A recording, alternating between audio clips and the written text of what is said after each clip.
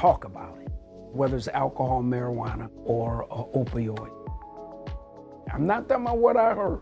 I'm talking about what I know. It'll take you so far away from who you are. You can give me all the details, the risks, the rewards, and all that. At the end of the day, I have to choose. It's important because our life depends on it. Talk about it.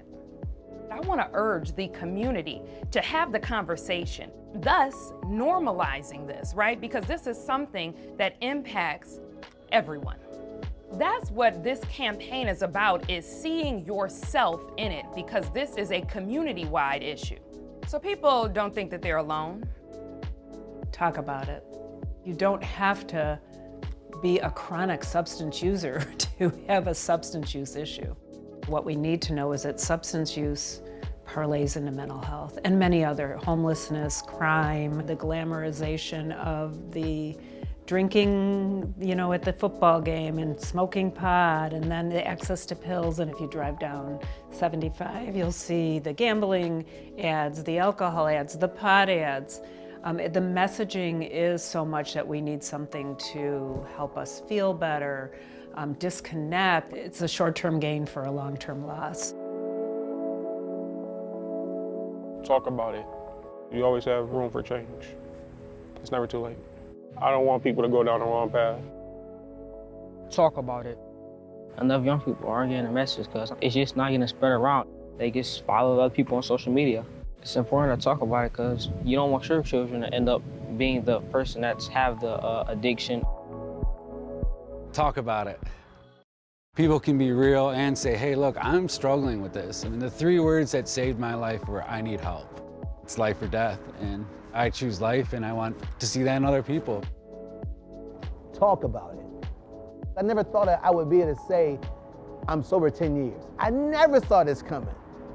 But it all starts one day at a time. There is hope. When I started speaking, tears flowed from my face. You'd thought something had just died in my life, but something did die in my life. The desire for me to drink died in my life. That died that day, March 8th, 10 years ago. And I haven't looked back since. Thank God, thank God.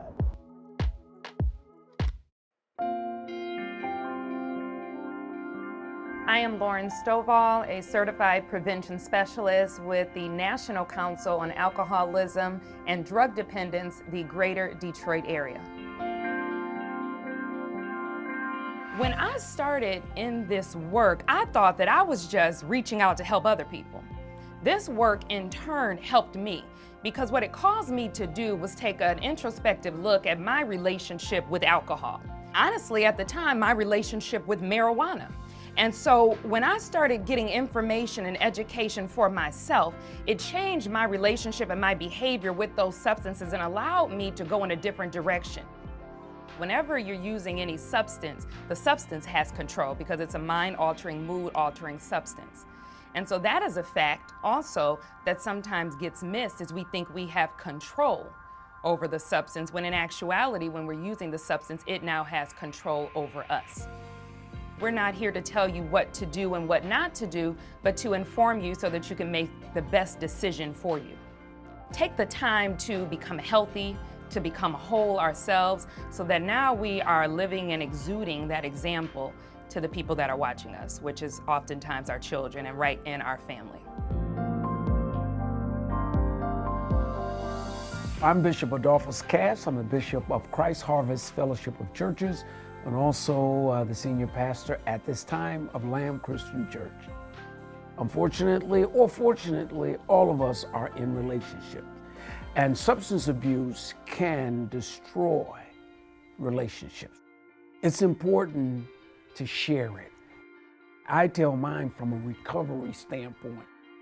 I say it to show both sides of it, coming out and the freedom that you have. Human needs are sacred to God. What we need is sacred, whether it's clothing, food, or deliverance from addiction. And to be able to meet human needs in a program, I'm all in. Any organization that deals with human needs is heaven sent.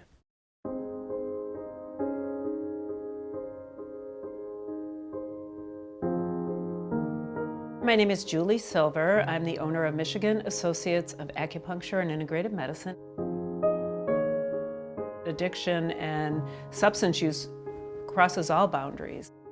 You take one of two paths. You take the path of either recognizing you have an addiction and seeking recovery, or you stay in the path of a downward spiral. The level of denial and rationalization, coupled with guilt and shame, it's kind of like a bouncing ball, often keeps somebody there until either they're forced to, i.e. DUIs, they've gotten into trouble, they're in jail, and they're going to the courts. That's the person's journey. But if there's the shame coming from the larger community and not the open arms and doors, it won't support the people that are going through it. And if we don't address it at the larger level, it's like a tree. We need those roots. When I decided to stop drinking, over time, my friends group changed. I think overall it's been a good thing, and it's interesting just to see, I'm still the same person. Quite frankly, life is a lot more enjoyable without any alcohol in it. I would share that message with anyone. I think we have a fear that we're going to be less, but we're actually more.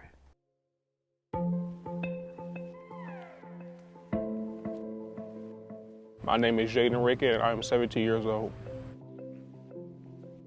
I don't want to be a father, I want to be myself. They just see other kids doing it, and they think it's okay. It may not be fit for your body, and you may have a different reaction to all different sorts and types of things. I hope they take this as a lesson. It can mess up your whole life in one instant. My name is Justice Rickett, and I'm 14 years old. Social media, all the teens are on it, so everything is basically on there. People smoking, drinking. It's basically every other couple posts is somebody doing it, so they decide to do it and see no consequences to it. It really affects your health and your body. It's not something I want to do.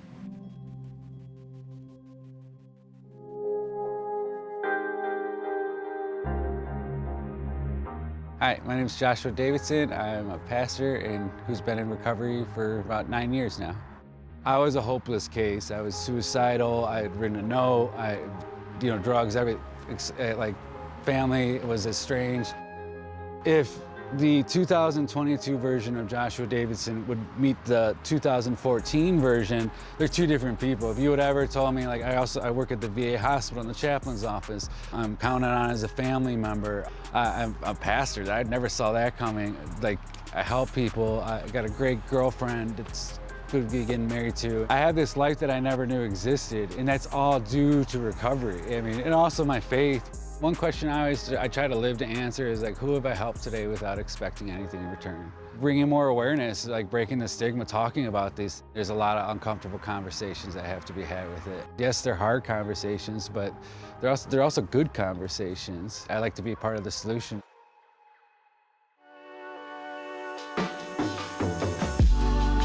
Hey, what's going on? My name is Mike Bonner. I am a stand-up comedian, actor, radio personality, TV host, name it, I'll do it. I'm 10 years sober now, and I want to be sober more than anything in the world. I'm doing too much in my life right now, and I want to be a good example to my daughters and my kids. I'm a better man, and at this point in my life, one of the most important things to me is to be a good man. To my woman, to my kids, to my mother, to my church, to my friends, to be able to keep my word. When I decided to really, really get sober, I went to a 24-hour group. A 24-hour group is when you go every day at a certain time, at 1 o'clock. I went every day at 1 o'clock for a year, and it gave me the tools to stop drinking. It was tough, but it was more of a spiritual thing for me, because I wanted to be a better person. I don't need alcohol to make me funny. I'm funny already. If you're drinking too much, you can't handle it, to be honest with yourself. You can lie to everybody else, can't lie to yourself.